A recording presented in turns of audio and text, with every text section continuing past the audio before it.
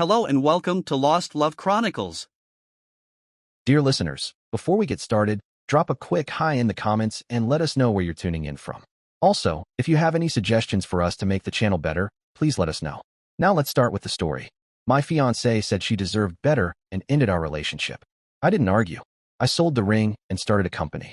Years later, she came back, practically begging me to take her back after seeing who I'd become. My name is Eric. I'm 30 years old, working as a project coordinator at Stonebridge Construction, a regional construction company. It's not a glamorous job, but it's steady, pays about $52,000 a year with solid benefits, and there's room to grow. It's not flashy, but it's honest work, and I've always valued that. I had been with Julia for 5 years. We met at a 4th of July barbecue when I was 25 and she was 23. We were never the kind of couple that blasted our lives all over social media, but what we had felt real.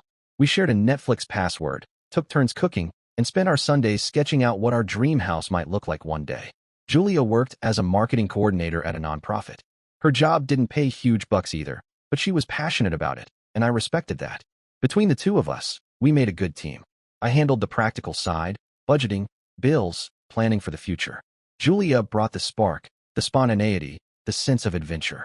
If I made dinner reservations, she was the one booking a random weekend getaway to a sleepy New England town. That was our rhythm. After dating for almost 5 years, we got engaged. 8 months engaged, to be exact. The wedding was supposed to be on June 15th, just 4 months away. That's when it all came crashing down. Her mother, Sylvia, started to get involved. At first, it was helpful. She had connections, after all. But soon, she took over everything. "We just want a simple wedding, Sylvia," I remember telling her. She shook her head. "Simple is fine, Eric, but you only do this once. It has to be special." Our original plan was something intimate, local, meaningful, a ceremony at the community center with close friends and family. Somehow, that vision dissolved. Sylvia turned it into a spectacle straight out of a glossy wedding magazine. Every detail was micromanaged, down to the napkin folds. The venue changed 3 times. "The community center isn't elegant enough," Sylvia declared at one of our planning meetings. "Okay, so what about the country club?" Julia asked, glancing at me. Sylvia wrinkled her nose. "Too pretentious." Eventually, she settled on a historic mansion that cost triple what we budgeted. I tried to push back, gently. "Isn't this a bit much? We have other priorities." Julia sighed, squeezing my hand. "My mom just wants it to be perfect. We can figure it out." The flowers went from simple bouquets to elaborate arrangements that looked like they belonged in a museum gala. The photographer, who had been Julia's friend and charged us a reasonable $800, was replaced by an award-winning professional who wanted $3,500. "Of course you only do this once," Sylvia said, brushing off my protests. In the meantime, we had been contributing $450 each every month to a joint wedding fund, nearly 2 years running. Between our savings and family help, we'd gathered around $30,000. My parents chipped in $3,000. Julia's folks added $5,000, and her aunts and uncles had sprinkled in smaller amounts. On top of that, I had been putting away every spare dollar to save for a house. Our 2-bedroom apartment was already draining us at $1,850 a month in rent, and I had managed to save $20,000 toward a down payment for a place of our own, and that's not even counting. The engagement ring was a custom-designed piece that cost me $12,000, way beyond what I could reasonably afford. But Julia had very specific ideas. White gold, a princess-cut diamond with a particular clarity and color grade. She'd shown me entire Pinterest boards dedicated to exactly what she wanted. I remember scrolling through those boards late one night, feeling my chest tighten as I tried to calculate how on earth I could swing it. In the end, I worked overtime for 6 straight months and even pulled $3,000 out of my 401k to make her dream ring a reality. When I finally slid that ring onto her finger, the way her face lit up made me think it was all worth it. Everything seemed to be on track. We'd already put down a $2,000 deposit for the venue, finalized the catering contract after what felt like endless menu tastings, and sent out invitations to 150 people. The stress was constant. I was always buried in spreadsheets, tracking vendors and dates, triple-checking costs. That's just part of planning a wedding, I told myself. That's what people do. But the warning signs were there. I just didn't know how to read them. Julia started working late more and more, coming home exhausted and oddly distant. When I'd ask about it, she'd say her nonprofit was going through some kind of transition, that she had to stay late to help. Our conversations shifted from being about our future and our dreams to purely transactional stuff. Who was paying what, which guests still hadn't RSVP'd, how many vegetarian options we needed. Whenever I tried to bring up the honeymoon or where we might want to live after the wedding, she'd change the subject. It was always, we'll figure it out later. Then one Tuesday night in March, everything just cracked. We were on the couch, eating leftover chicken from Golden Dragon. One of those home renovation shows was playing in the background. I was half watching, half laughing at the ridiculous tile choices some couple had picked out, cracking jokes about how navy blue and lime green should never exist in the same room. Julia barely reacted. She was quiet, just pushing her food around with a fork, barely taking a bite. I didn't think much of it at first. She had days where she was just more introspective. But there was something different this time, a tension thick enough to choke on. Suddenly, she reached over and turned down the TV, just as the host was going on about load-bearing walls. I looked over at her, confused, and saw a look on her face that made my stomach twist. "I can't do this anymore," she whispered, almost drowned out by the hum of the air conditioner. Still half focused on the show, I tried to keep it light, joking, "What, the tile? Yeah, it's a crime against humanity." She shook her head, and I saw tears pooling in her eyes. "I don't mean the show, Eric. I mean all of this. The wedding. Us. I'm not ready for this level of commitment." It was like someone had taken a crowbar to my chest.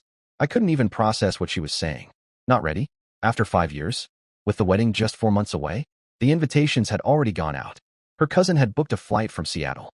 My hands were trembling as I set my chopsticks down. "What do you mean you're not ready?" I asked, my voice cracking. And then came the speech, one she had clearly rehearsed many times. She said she needed to find herself, that she felt trapped by the idea of marriage. Sitting there on our couch, picking at cold chicken, she looked at me with eyes that were already far away. "I'm afraid of losing my identity if we get married," she said, voice trembling. I need to travel, to see who I am without being tied down. I want to explore life before I settle down completely." That phrase, settle down, cut me deep. It made it sound like marrying me was the same as settling for something second-rate, like I was an anchor instead of a partner. She kept going, letting the words pour out in one rush, like she'd been holding them in for months. "I feel so much pressure from everyone," she continued. "Our families, friends. It's like I'm just going through the motions. I don't even know if I really want to get married, or if I'm just doing what I'm supposed to do." Then she paused, swallowing hard, and took a shaky breath. "It's like I've been sleepwalking through life, Eric. I need to wake up. I need to figure out my authentic self." The pit in my stomach turned to stone. I searched her face, my mind spinning. I had to know. "Julia, is there someone else?" I asked, trying to keep my voice steady even as my chest burned. She froze. I could see the calculation in her eyes, the way she weighed every syllable before speaking. "No," she finally said. "There isn't. This is about me. It's not about anyone else. It's a personal decision." Of course, the classic breakup lines, served up with tears and shaky hands, and what seemed like sincerity. But here's the thing about me. I've never been someone who yells or breaks things. I grew up watching my father rage over everything from traffic jams to burned toast, and I promised myself I'd never do that. When something huge hits me, I don't react with emotion. My brain switches into practical mode, like a circuit breaker tripping. So when Julia told me she wanted to call off the wedding, I just took a breath, leveled my voice, and said, "Okay, I understand." The look on her face was almost comical, as if I'd started speaking in another language. "That's it?" she asked, her eyes wide. "You're not going to fight for us?" I could see what she expected, that I'd beg, maybe get down on my knees, promise to change, suggest postponing the wedding or trying couples counseling. But no, I knew you couldn't convince someone to love you or to want a life with you. I'd seen that in my parents' toxic marriage, my dad twisting my mom's heart until she broke. "If this isn't what you want," I told her, calm and measured, "it would be selfish for me to insist. I want to marry someone who is happy to take that step, not someone who feels trapped." That did it.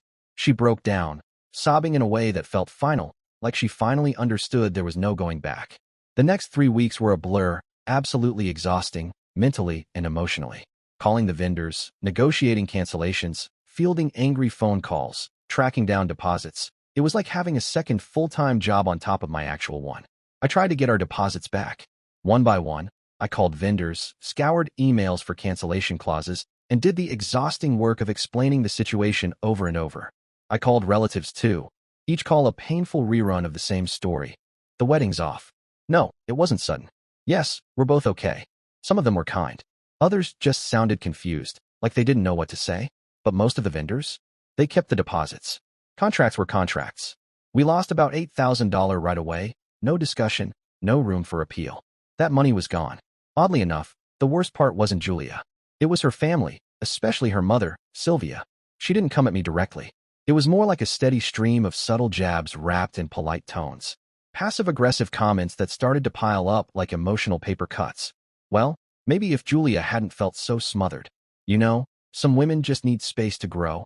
Not everyone thrives under structure. According to her, I was controlling. I was the one who rushed Julia into the engagement. I didn't give her the space to find herself. That this was all my fault. Of course, that version of the story spread faster than truth ever could. Among our friends, Julia became the heroine of a soul-searching narrative. I was the obstacle, the symbol of everything she needed to break away from. People love a dramatic reason, something to blame. Anything to avoid admitting that sometimes a relationship just ends. At work, my coworkers were more understanding. They checked in with quiet concern, offering sympathy in the form of coffee. And you doing okay, man? A few of them asked, you think it's just cold feet? Maybe she'll come back around. But I had to keep explaining it wasn't about nerves or timing. Julia hadn't asked to reschedule. She'd asked to end things. Permanently.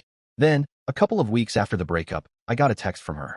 She wanted to meet and sort out the finances, the joint account, the wedding fund, everything. We agreed to meet at a neutral place. The Daily Grind, a coffee shop downtown that neither of us had ever been to. When she walked in, I barely recognized her. Her whole style had changed, loose-fitting earth-toned fabrics, stone necklaces, hair unstyled and natural. She looked like she'd just stepped out of a boho boutique. She ordered something I couldn't even pronounce, oat milk, syrups, some chai cinnamon hybrid. I just asked for a black coffee. I hadn't had much of an appetite for weeks, and the idea of sorting through a complicated drink menu felt exhausting. The checking account was easy. We had about $3,000 left in it for regular shared expenses. We split it cleanly, $1,500 each, through the banking app. Then she pulled out a notebook. Small, spiral-bound, with pages covered in her familiar neat handwriting. My share of the wedding fund is $14,500, she said, her voice steady, eyes on the paper. I opened the app, checked the balance. After all the cancellations and lost deposits, we had $29,000 left. Her math was spot on. I didn't argue. I just tapped through the steps, transferred the money. Watching that much money disappear in one click felt like swallowing glass. But I stayed quiet. Then came the part one hadn't prepared for. She reached into her bag and slid the engagement ring across the table. The light from the window hit the diamond at the perfect angle. It sparkled, just like it had the day I picked it up from the jeweler. I remembered that day so clearly. The weight of the box in my pocket, the nerves, the excitement. How perfectly it fit her hand. She didn't look up. She kept her gaze on her drink. You should keep it, she said softly. It's custom and all that. I picked it up and slipped it into my pocket. I didn't know what else to say. Thanks, was all that came out of my mouth. There were no emotional speeches. No dramatic declarations. No last-minute movie scene farewell. Just two people dividing what was left of a 5-year relationship like they were sorting through boxes after a move. It was strangely quiet, almost businesslike. And yet, as I drove home in my old Civic, something gnawed at me. Her new wardrobe. That little notebook with her meticulous calculations. The smooth, rehearsed delivery of her whole new path speech. This wasn't impulsive. Julia had been planning it for months. Her so-called personal awakening hadn't struck like lightning. It was a slow burn behind the scenes, while I was knee-deep in spreadsheets and seating charts. That night in the apartment, the silence was oppressive. She had already taken most of her things, her books, the decorative cushions, her framed photos of us, and her family. The kitchen felt stripped bare. All that remained was the furniture I'd bought, the walls I'd painted, and a faint outline of the life we were supposed to build together. It didn't feel like home anymore. It felt like a hotel room, functional but completely devoid of soul. In my hands, I held the ring. The same one I'd once poured my heart and savings into, $12,000 worth of white gold and a princess-cut diamond. Now, it was just metal and stone. I sat there, staring at it, wondering what the hell I was supposed to do. The lease was good until August. I could technically afford the rent alone, but it would mean slashing everything non-essential. No dinners out. No weekend trips. No extras. Most of the furniture was mine. The bed, the couch, the desk, but the warmth? The little touches that had made this place feel like a home? That had all been Julia. Around 8 p.m., Reed showed up. He had a pizza in one hand and 2 cans of energy drinks in the other, his version of emergency care. We've been friends since sophomore year of high school. Reed's an electrician, and a damn good one. Mostly residential work, though he'd done a few commercial projects. He never went to college, didn't need to. He had a mind built for problem solving and a work ethic I've always admired. For years, we'd talked about starting our own construction company. He'd handle the electrical side. I'd take care of the business end, planning, permits, management. We even had a name picked out, E&R Contracting. Eric and Reed. It was always a dream that lived in the future. Someday, we'd say, when the time's right, when we have the capital. While I was digging around the kitchen for paper plates, Reed spotted the ring sitting on the counter. He let out a low whistle. Damn, you going to return that? I shook my head. Already called the jeweler, I said, pulling 2 slices from the box. Custom pieces have no resale value. I'll be lucky to get 6 or 7 grand at a pawn shop. Reed went quiet, staring at the ring like he was doing some kind of mental math. Then something shifted in his expression, that spark I knew too well. Focus. Excitement. Eric, he said, suddenly energized. Listen to me. I raised an eyebrow. Please don't say this is a sign from the universe. He grinned. What if it is? A sign of what? That I suck at picking partners and should just stay single forever. I deadpanned. No, man. Think about it. He leaned forward, eyes lit up. We've been talking about E&R Contracting for 3 years. You've got $14,500 from the wedding fund. You'll get something for the ring. You've been saving for a house. That's real capital. We could actually do this. I laughed, half in disbelief. Reed, that's literally all the money I have. What if we blow it all and end up broke and jobless in 6 months? He shrugged, still grinning. And what if we don't?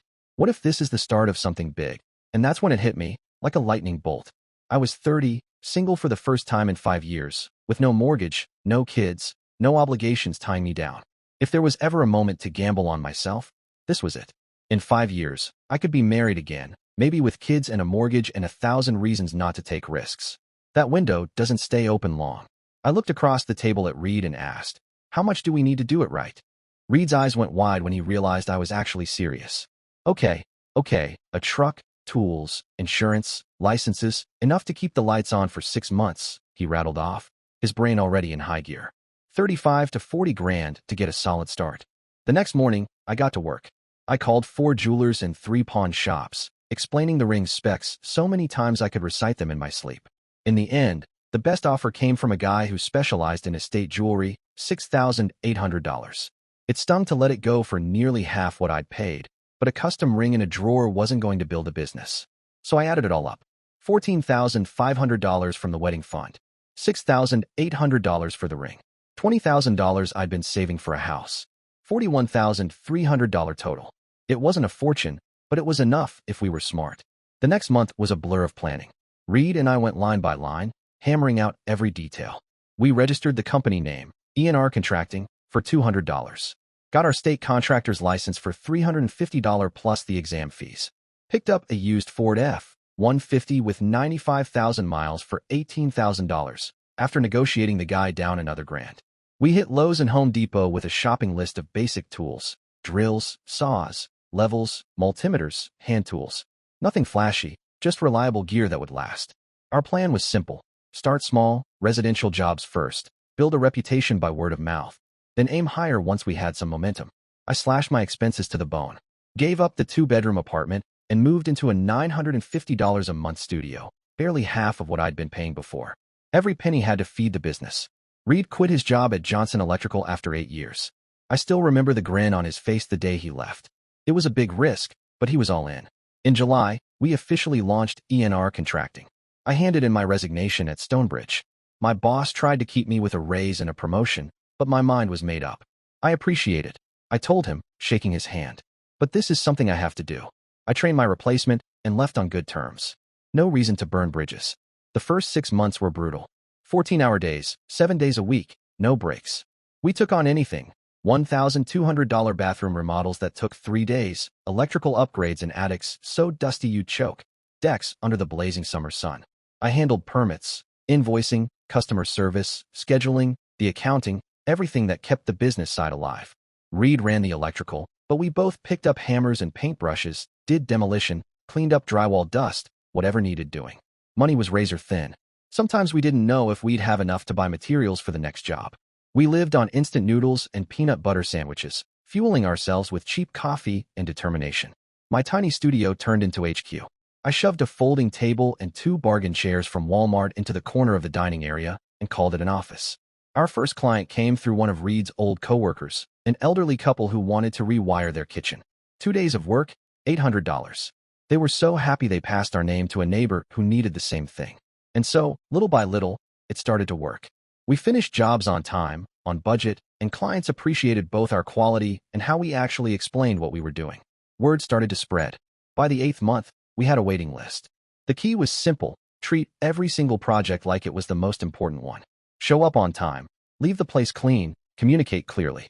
Basic professionalism, but you'd be surprised how many contractors just don't bother. By the end of our first year, our reputation was strong enough to bring in some part-time help. Trent, a responsible 22-year-old with solid electrical skills, and Martin, a retired carpenter who still wanted to stay active. With them on board, we could take bigger jobs without physically destroying ourselves. Since that afternoon at the daily grind, the day Julia ended everything, I hadn't heard from her.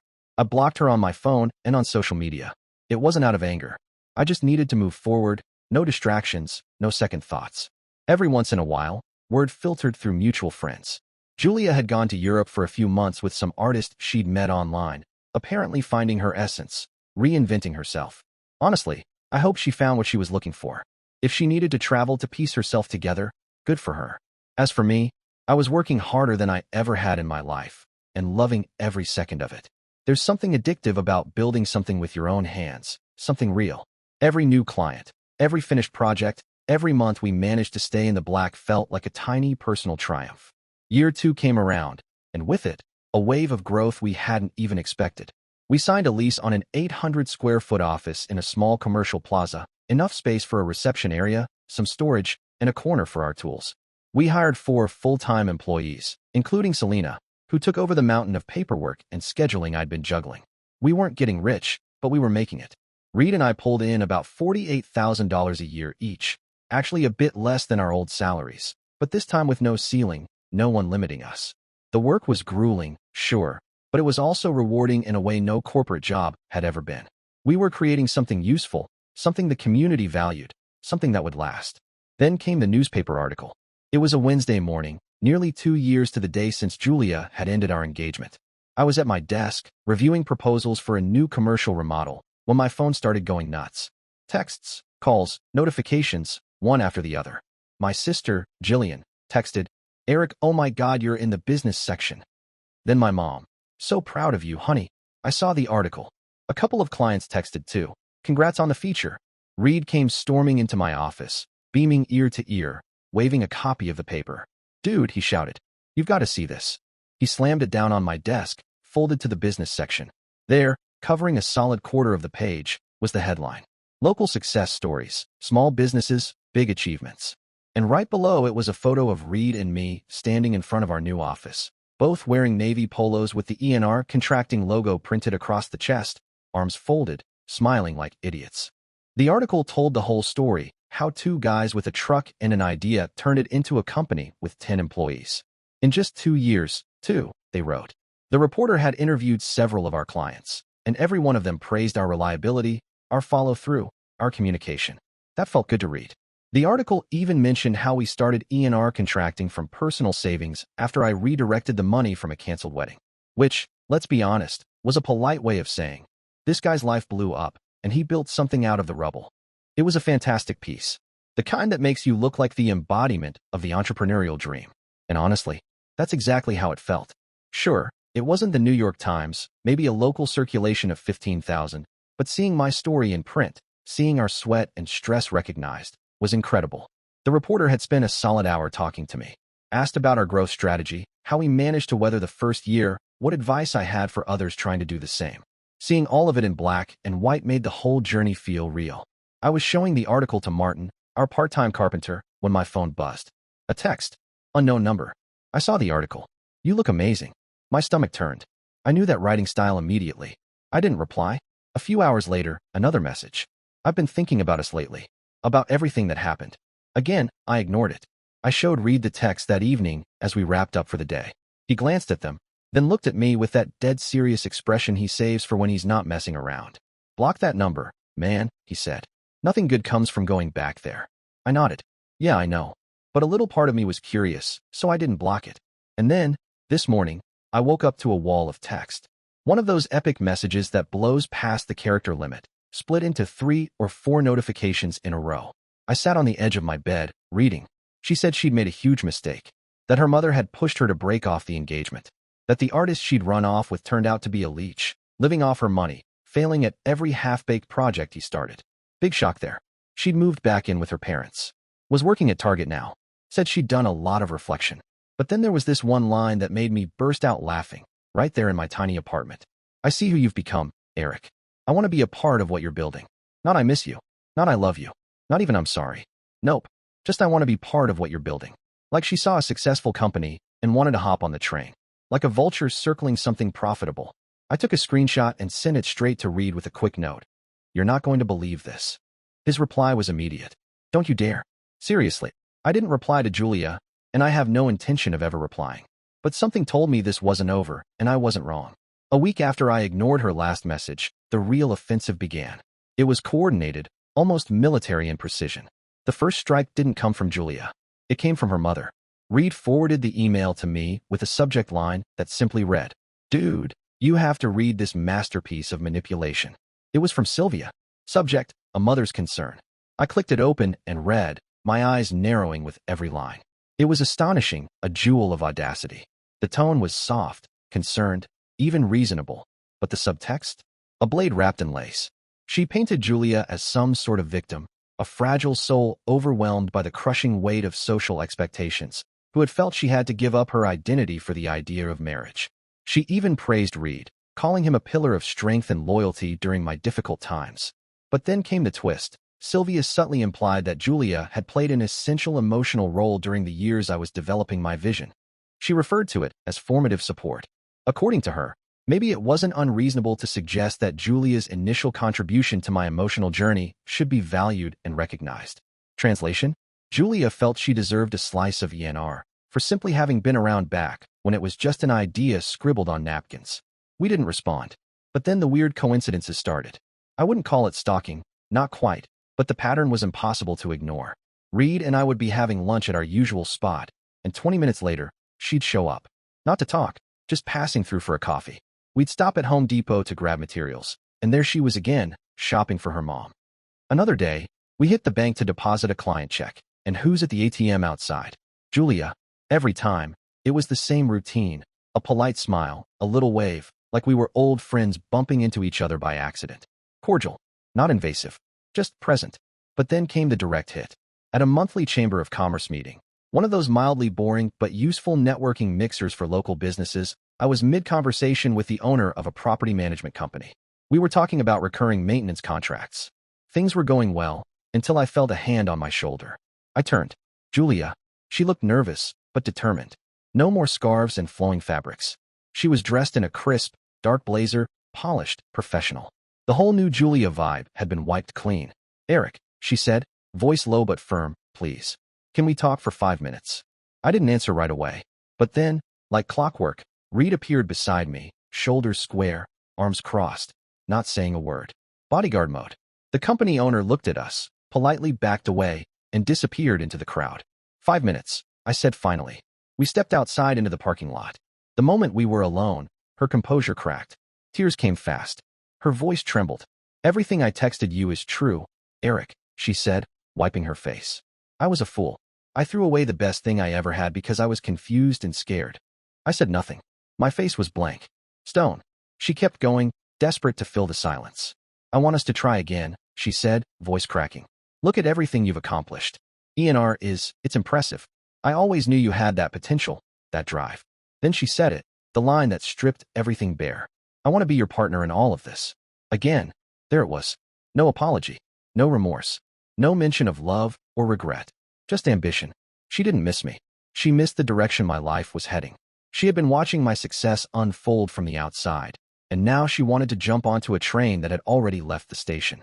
Julia, I said calmly, evenly, you gave up your place in my life the day you decided you needed to find yourself.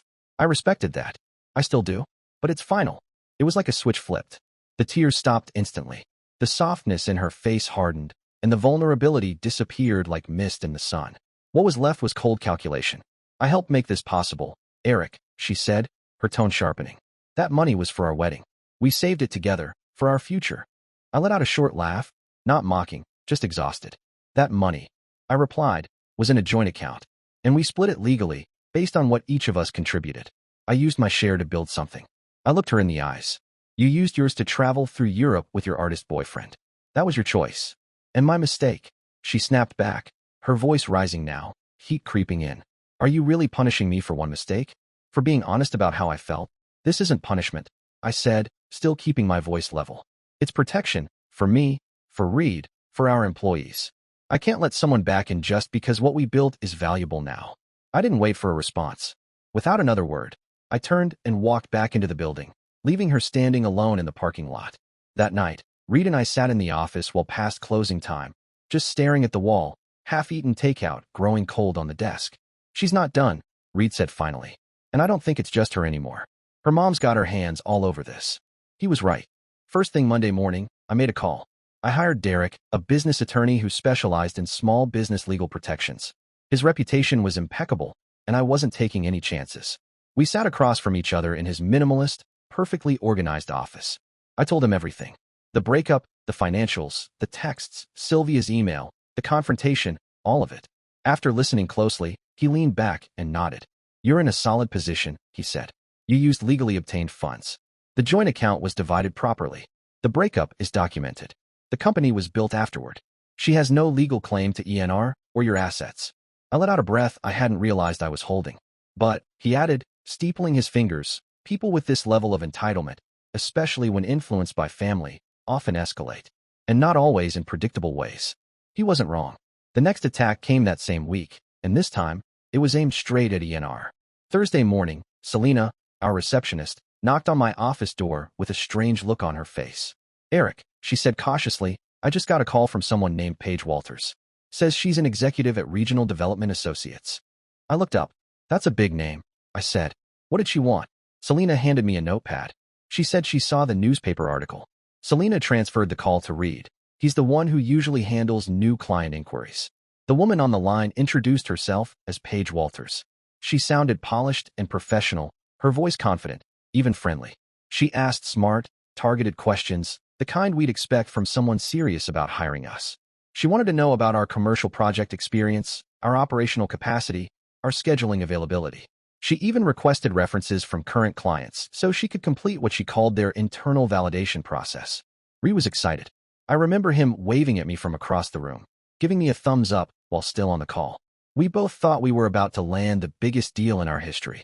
He gave her contact information for two of our most trusted clients, Travis Reynolds from Reynolds Property Management and Leasing Nguyen, who ran a successful local restaurant chain with multiple locations. At the time, it felt like a win. We didn't realize it was a setup until weeks later. Travis called me directly. He sounded unsettled. Eric, he said, I received a very disturbing anonymous email about you and your company. I think you need to see this right away. He forwarded it. As I read through it, a chill crawled up my spine. The email was poison, a carefully crafted character assassination. It accused me of manipulating my ex-fiancée, of using her emotionally vulnerable state to seize control of our shared wedding savings. It suggested I'd pressured her into accepting an unfair division of funds when she wasn't thinking clearly. It was full of lies, but they were wrapped in half-truths. The breakup date, the total wedding fund, the timing of the company launch. All technically accurate, just enough detail to make the rest of it sound plausible to anyone who didn't know the full story. Julia, or Sylvia, had sent this email to our two biggest clients. It wasn't a personal attack anymore. It was war. They were trying to tear down everything we had spent 2 years building, Reed's livelihood, our reputation, our future. I called Derek immediately. I read the entire email to him over speakerphone. When I finished, there was a pause. Then Derek said, they just handed us the victory. This is a clear-cut case of defamation and business sabotage. We're going to destroy them legally. He said it with a huge grin. We're going to get this dismissed with prejudice, Derek said, his tone as crisp as the suit he always wore. And on top of that, they're going to pay every last cent of our legal fees. The legal process, as expected, was slow and expensive, but we had something more powerful than money, the truth. We had documentation. We had receipts. And we had Derek, whose competence gave me more peace of mind than I'd had in months. His strategy was as sharp as it was simple. Document everything, remain professional, and let their lies collapse under their own weight. We collected the essentials. Bank records that showed the existence of our joint wedding fund, clear entries of monthly deposits from both of us, going back nearly 2 years. Most importantly, The $14,500 transfer made directly into Julia's personal account on March 18th. No dispute. No ambiguity. We obtained phone records proving that call from Sylvia, the one where she pretended to be Paige Walters from Regional Development Associates, had originated from her personal cell. And then there were the screenshots of Julia's text messages, the ones sent months after the breakup, begging to talk, asking to be part of what I was building. We even printed out Sylvia's email to read, the one laced with veiled accusations and soft-spoken threats, wrapped in passive-aggressive faux concern. But the moment everything turned was during Julia's deposition. It was 6 months after they filed the lawsuit. Derek was methodical, calm, and absolutely relentless. His voice never rose, but each word landed with precision. "Ms. Miller," he began, deliberately using her maiden name, "did you voluntarily receive $14,500 into your personal account on March 18th? She shifted uncomfortably. "Yes, but I was emotionally unstable at the time." Derek didn't even pause. "And you used that money to travel through Europe for 3 months, beginning just 10 days after receiving it. Correct?" There was no way out. She hesitated. Swallowed. "Yes," she whispered. That's when Derek really went in. He laid out a calendar of events, flight reservations to Paris, hotel bookings in Florence, Airbnbs in Prague. All of it printed out and tabbed for clarity. Her Instagram posts, captioned in French and Italian, with inspirational quotes and cappuccinos. The receipts were dated before our meeting to divide the money, March 15th. The plane ticket? Booked 3 days before we ever sat down to decide how to split the funds. It was already planned. All of it. Her entire story, that I manipulated her, pressured her when she was fragile, disintegrated. And then came the final blow. We had call recordings. Everything at our office was recorded, a precaution we implemented early on. The call from Paige Walters? We played it. The voice was clearly Sylvia's. Even Julia recognized it. Her face went pale. The confident, wounded plaintiff vanished before our eyes. Her own lawyer knew it was over. A week later, they filed a motion to withdraw the lawsuit.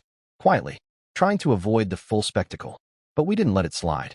Derek filed for sanctions immediately, arguing that this was a frivolous, malicious attempt to sabotage a legitimate business and slander my name.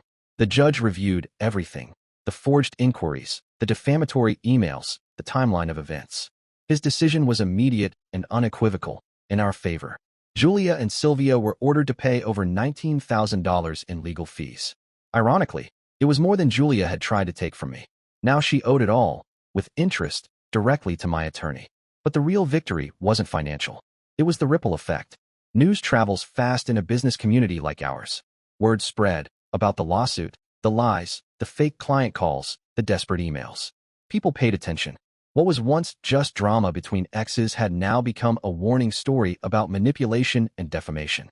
Julia and Sylvia, once respected, at least socially, were now radioactive. Acquaintances who had once bought into the woman trapped in a difficult relationship narrative changed their tune. When people around town finally learned what Julia and Sylvia had tried to pull behind my back, the sympathy they'd once had for them evaporated. The truth had a way of shining through, even if it took a while. Word traveled fast about how Sylvia and Julia had practically destroyed their own family, trying to take me down. From what a couple of contacts told me, the financial hit had shattered whatever bond they'd shared. Sylvia blamed Julia for being weak, for dragging her into a lawsuit they couldn't possibly win. Julia blamed Sylvia for pushing her to sue in the first place when she'd only wanted to settle things quietly. One afternoon, a mutual friend ran into me at the hardware store and said, "Hey Eric, did you hear they had to remortgage Sylvia's house?" I nodded, expression calm. "Yeah, I heard. They're tearing each other apart," he added. "You dodged a missile, man." It was true. They'd taken out a second mortgage to pay off the $19,000 judgment. Julia ended up moving back in with her parents just to help cover the payments. But their home had turned into a battleground, every day, blaming each other for what happened, for the debt, for the damage to their reputations. Julia had picked up a retail job at a department store, but her paycheck barely covered her share of the repayment plan. Years, it would take. Years of working for something that wouldn't even move her forward, just to erase her mistakes. And worst of all, she was living with parents who no longer wanted her there, under a roof poisoned by resentment. Her credit was shot, her confidence shattered. Meanwhile, at ENR, things were moving in the opposite direction. Reed and I had finally signed a contract to remodel a medical center, the biggest job we'd ever landed. We doubled our team within a year. I went from agonizing over every invoice to looking at plans to hire supervisors, purchase new equipment, grow strategically. It was the kind of momentum I dreamed of. And on a quiet Saturday afternoon, I signed the closing papers on a modest, solid house. Nothing flashy, nothing for show. Just a home, a real home, bought with honest work, a place that would stand as proof of what happens when you bet on what's right instead of what's easy. Reed stopped by the new place after I moved in. He stood in the doorway, grinning. "Look at this, man. Look how far you've come." "Yeah," I told him, looking around at the clean, empty walls. No chaos here, just peace. There was still plenty of change all around me. New projects, new employees, new challenges. But one thing I promised myself would never change again. I'd never open doors I'd already proven should stay closed. A couple of months later, another acquaintance at a Chamber of Commerce event made an offhand comment while we shook hands. "Hey, Eric, you know Julia tried to ask about you, right?" I just smiled. "She can wonder all she wants." He nodded. "Yeah, she finally seems to understand what she lost." I didn't answer. There was nothing left to say. I just smiled peacefully, feeling that deep, calm certainty in my chest. Because I had learned one of the hardest lessons of my life. Not everything deserves a response. Sometimes the best closure isn't a grand gesture or a final confrontation or even a visible victory. Sometimes the most powerful thing is silence, progress, and the peace of knowing you moved on without looking back. Dear listeners, please share your thoughts in the comments section below and don't forget to like, share, and subscribe.